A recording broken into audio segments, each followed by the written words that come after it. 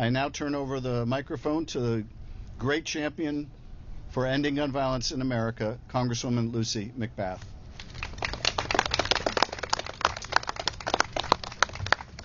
Well, thank you so much, Senator Schiff, and we really, really do miss you over in the House, but we're so grateful that we continue to have champions like these that are standing with me in the Senate.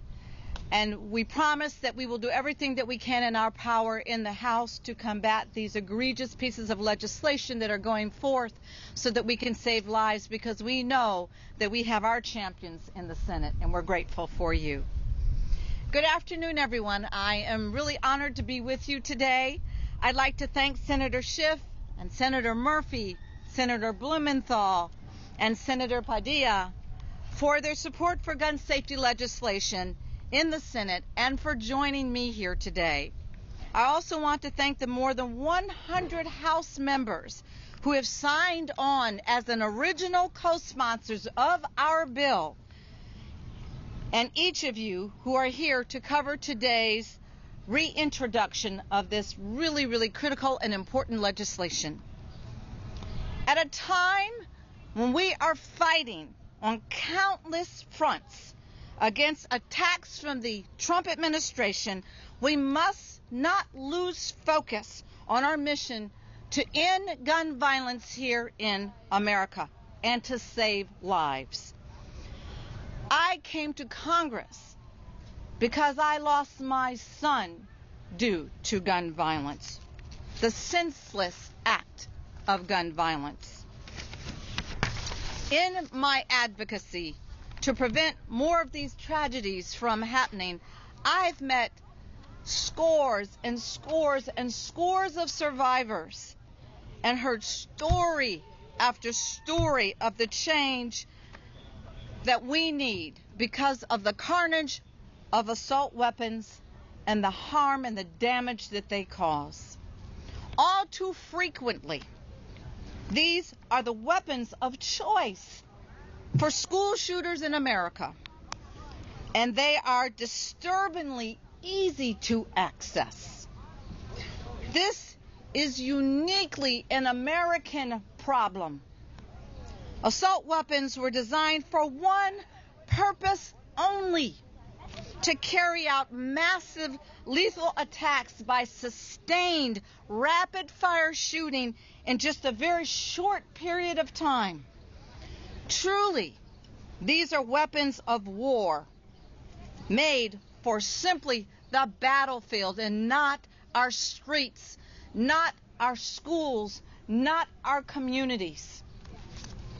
Too often, we hear from gun safety opponents that partisanship is what prevents us from reinstating an assault weapons ban.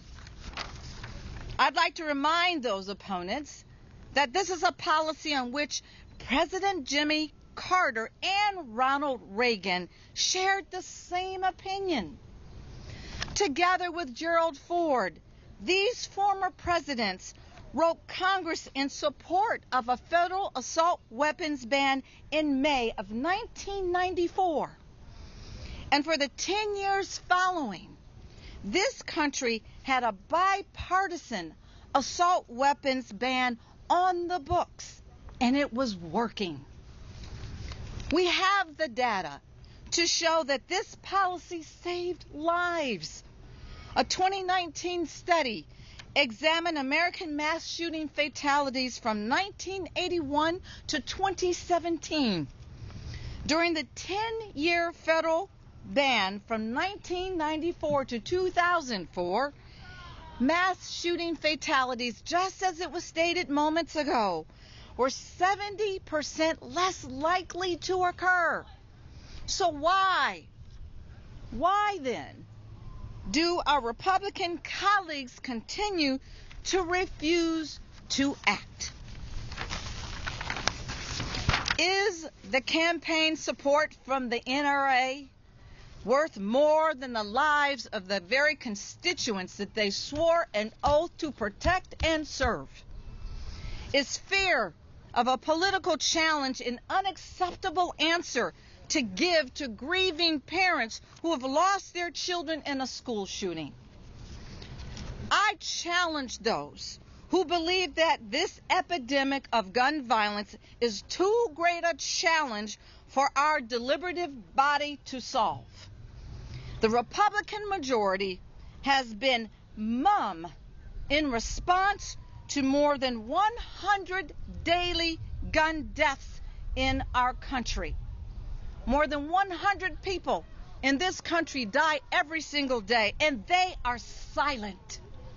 And they have continued to dig their heels in the ground while our families continue to be ripped apart.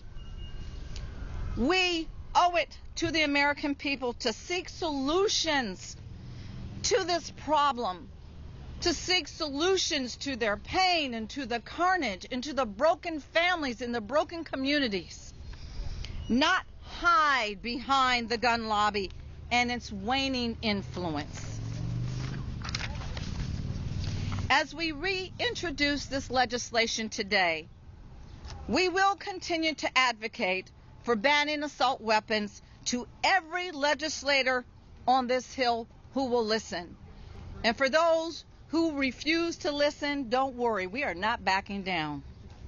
We know that a majority of the American people are on our side. The polling, the data, the research shows that. As long as these weapons of war remain a threat to our children and our classrooms and innocent civilians in grocery stores and civilians in our movie theaters and those in our houses of worship, I refuse to stay quiet. I owe my son that legacy. And for all the families like myself that have lost loved ones due to the carnage of gun violence, I promise you, we will never back down and we will never stop fighting for you.